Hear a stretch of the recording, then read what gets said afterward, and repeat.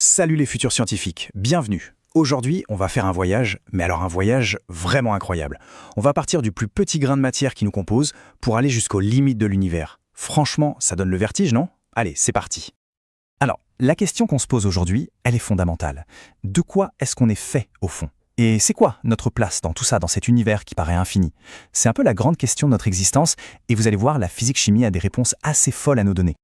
Bon, pour y répondre, on va commencer par un grand voyage. Première étape, on part de nous, de ce qu'on connaît, l'échelle humaine, et on va zoomer, mais vers l'extérieur, vers l'infiniment grand. Alors, attachez bien vos ceintures, parce que le décollage est imminent. Et voilà notre point de départ, nous.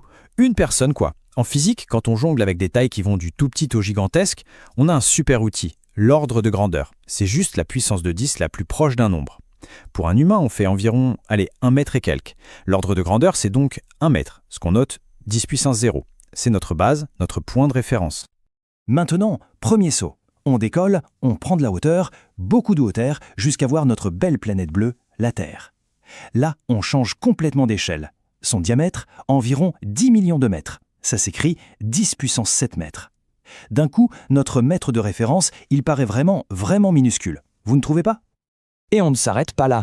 On continue de s'éloigner encore et encore jusqu'à voir notre système solaire tout entier. Là, les chiffres deviennent dingues. On parle d'un espace qui s'étend sur des milliers de milliards de mètres. L'ordre de grandeur, c'est 10 puissance 13 mètres. Honnêtement, à ce stade, notre cerveau a du mal à se représenter de telles distances. Et accrochez-vous bien, parce que notre système solaire, avec son Soleil et ses planètes, ce n'est qu'un petit grain de poussière perdu parmi des centaines de milliards d'autres étoiles dans notre galaxie, la Voie lactée. C'est juste colossal. L'ordre de grandeur ici, 10 puissance 21 mètres. Là, on est en plein dans l'infiniment grand. Bon, ok, on a pris une bonne dose d'infiniment grand là. Ça fait tourner la tête. Maintenant, on fait le chemin inverse, demi-tour complet. On revient sur Terre et on va plonger à l'intérieur de la matière, à l'intérieur de nous. On part explorer l'infiniment petit. Et vous allez voir, c'est tout aussi bluffant.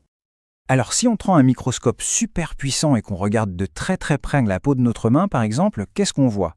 On voit les briques de base de la vie, nos cellules. On est passé dans les puissances négatives là. Leur taille, c'est de l'ordre de 10 puissance moins 5 mètres. Bienvenue dans le monde microscopique. Et à l'intérieur de chacune de ces cellules, il y a encore plus petit. On y trouve des molécules incroyablement complexes comme la fameuse molécule d'ADN. C'est un peu le livre de recettes de notre corps, celui qui contient toutes les informations pour nous construire. Là, on est descendu à l'échelle de 10 puissance moins 9 mètres. Ok, une molécule, c'est fait de quoi? Eh bien, c'est un assemblage de briques encore plus petites. Les atomes. Et là, on touche au cœur du sujet.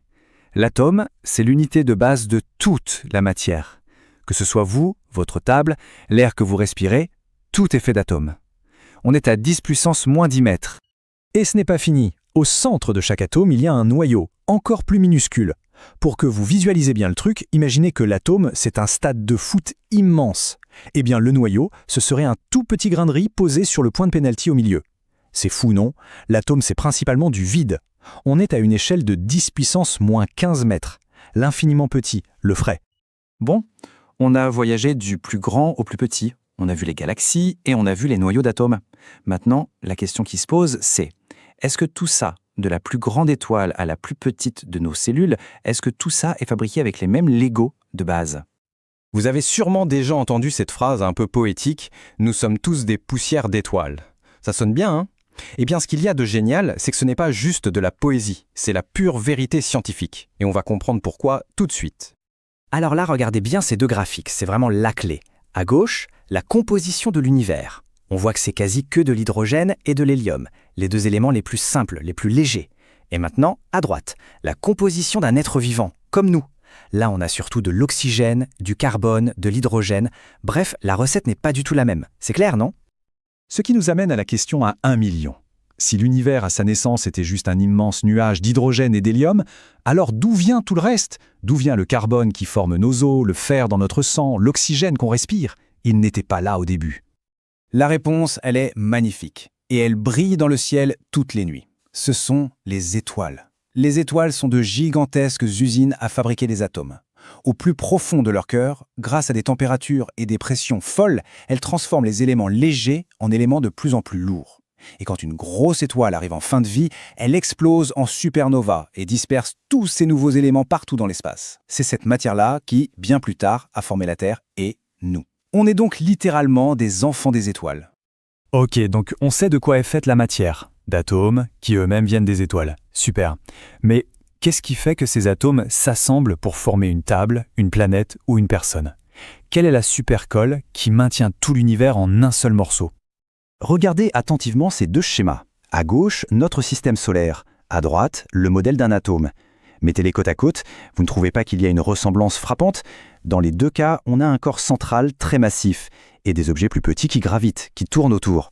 C'est quand même une drôle de coïncidence, non? Pour l'atome, la colle, c'est ce qu'on appelle l'interaction électrostatique. C'est très simple en fait. Le noyau a une charge électrique positive et les électrons qui tournent autour ont une charge négative. Et vous savez ce qui se passe entre un plus et un moins? Ça s'attire. C'est comme des aimants. Cette force d'attraction oblige les électrons à rester en orbite autour du noyau.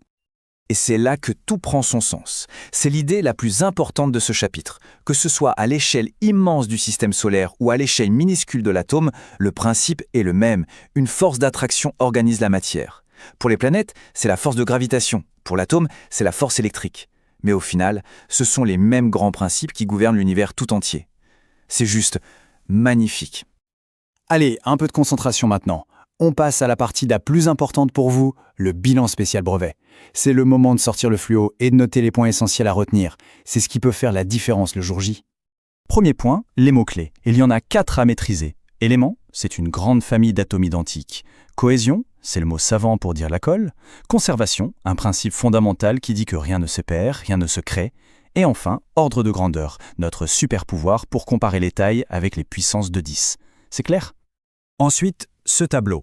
C'est la synthèse à avoir en tête. Il vous montre noir sur blanc la différence énorme entre la composition de l'univers, principalement de l'hydrogène et de l'hélium créés au Big Bang, et celle du vivant, riche en carbone et oxygène qui, eux, viennent des étoiles. Si vous avez ça en tête, vous avez déjà compris l'essentiel. Et pour finir, une petite question pour vous faire réfléchir. On a vu que l'atome, c'est 99,99% de vide. Un mur, c'est fait d'atomes. Donc un mur, c'est surtout du vide. Alors pourquoi est-ce qu'on ne peut pas passer à travers? Je vous laisse méditer là-dessus. En tout cas, bravo pour votre attention aujourd'hui, vous avez vraiment assuré. À très bientôt.